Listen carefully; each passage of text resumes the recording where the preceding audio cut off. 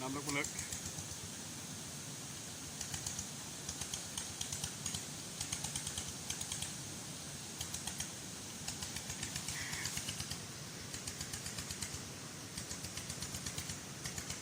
ขามน้ำเนาะพี่น้องวันหนามันดึงไซวิทย์หมดเด้อรถเขา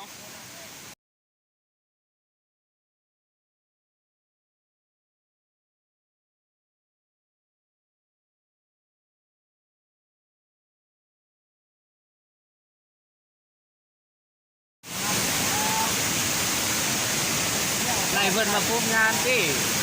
เพิ่นมาคุมงาน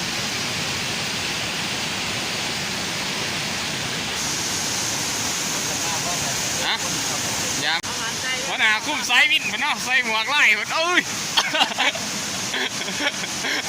สองเดียวจีโอ้ย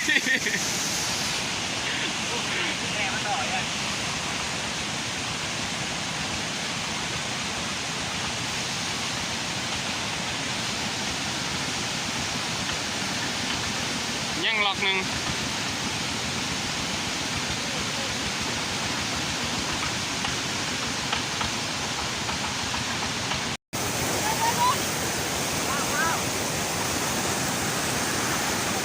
เขาจะยันอยู่เลยสักนิด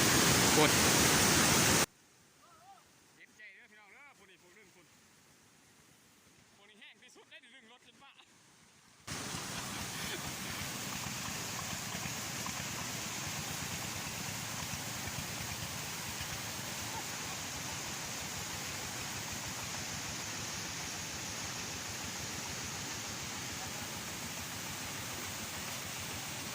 รามคนแรงคนไทยคนนี้สองคนนี่แห้งขนาดดึงรถขามเลยเสย